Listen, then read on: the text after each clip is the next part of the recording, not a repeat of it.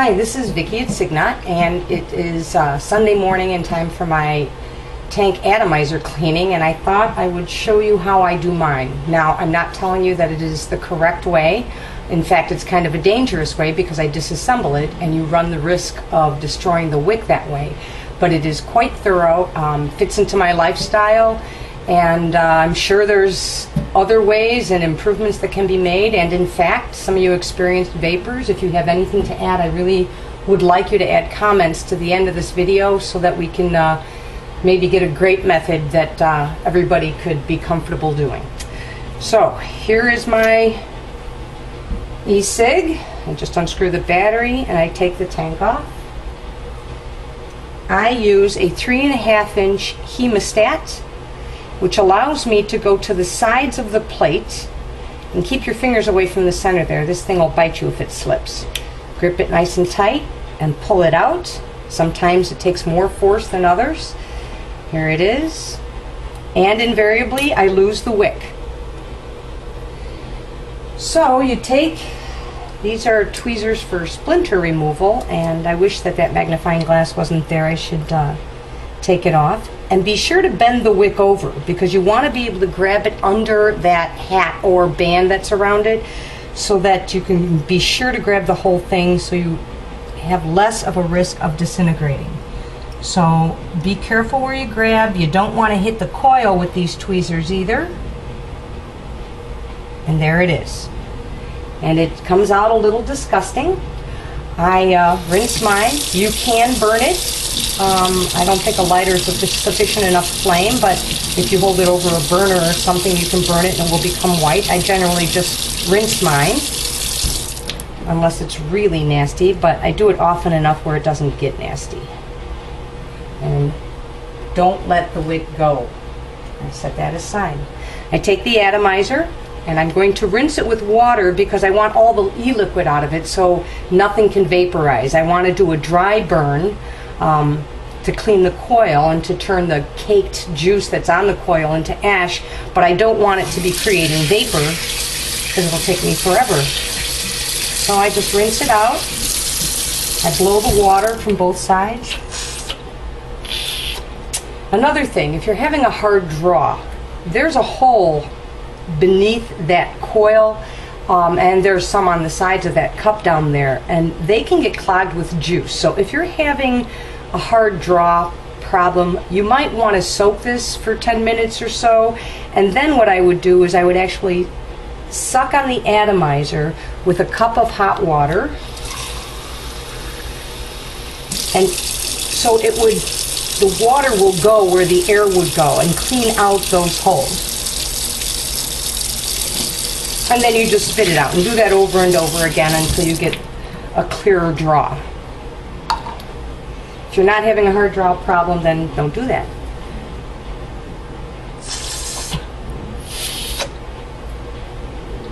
Shake it out really well, and then I do the dry burn.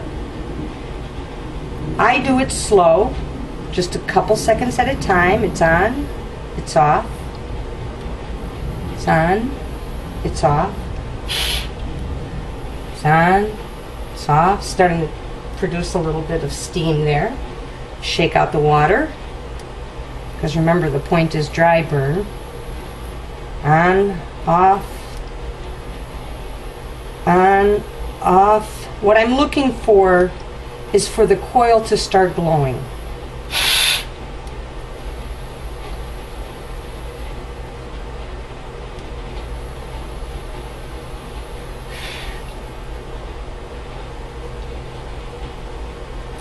Sometimes it takes longer than others. It's alright though. If the coil starts glowing on one side really hot, be careful not to keep it activated too long.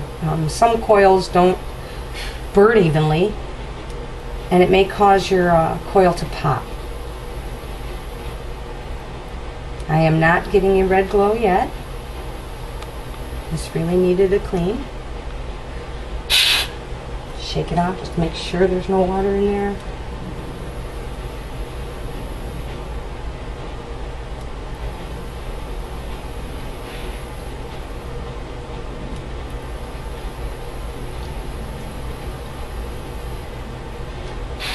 Try not to get over anxious.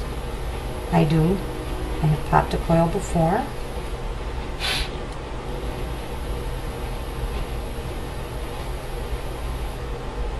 I think there might still be water in there.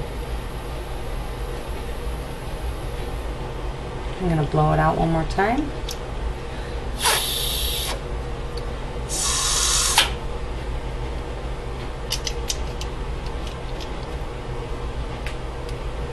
Don't tighten that down too tight. You just want it to make contact.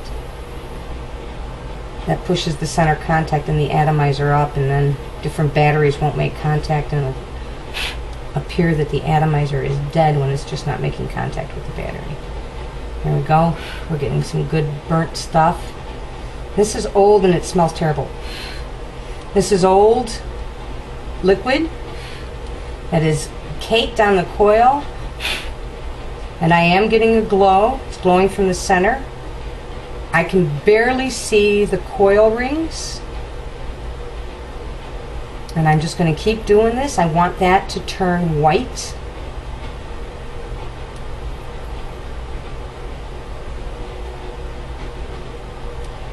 I'm going to turn this to the camera, and I don't know that you're going to be able to see this. It's on.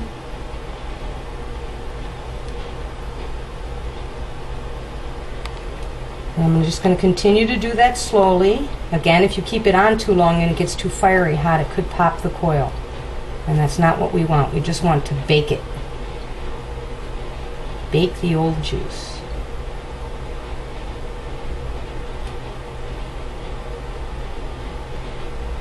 It's nice and white, and actually I see kind of a lump on it.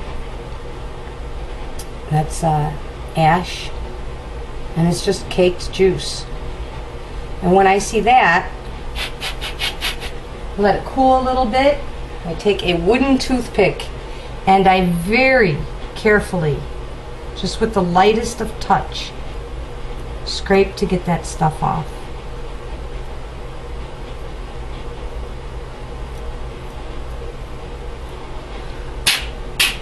The goal is to have the coil be bare so that liquid can actually touch it. Oh my God, it's beautiful. Alright, I'm going to let it cool for a second. It's nice and ashy.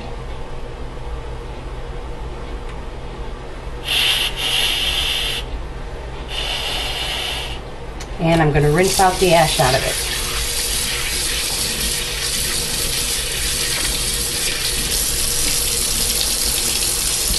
You may need to rinse the ash out and do it again. I've seen some coils that were just terrible, and it took 2 or 3 rinses and dry burns to get it to come back.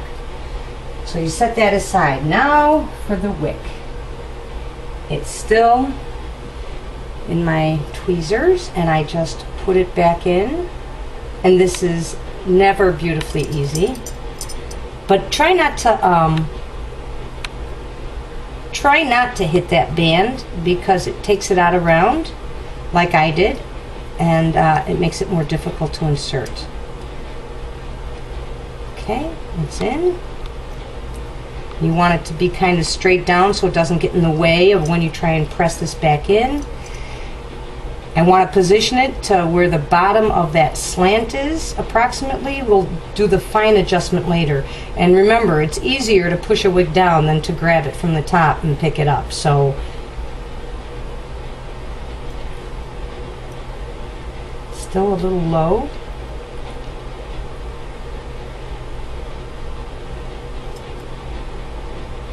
That's about right.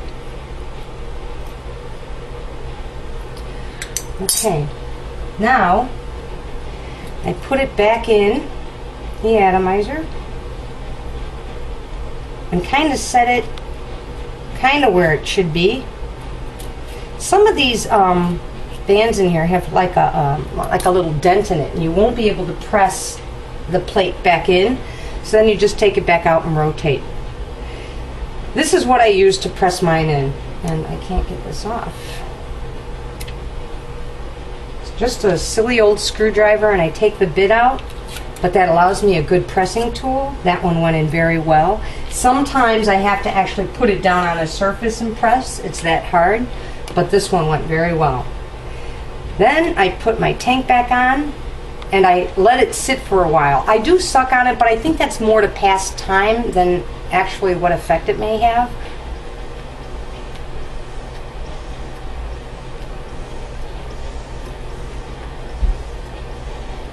You do want it to just allow liquid to get back down to that coil through the wick.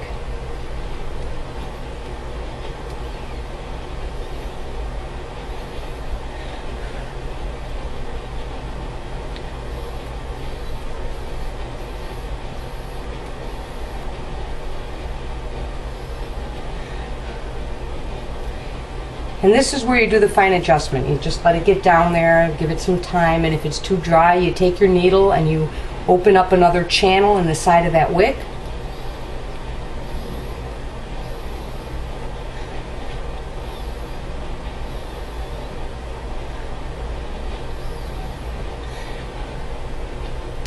There you have it, good as new.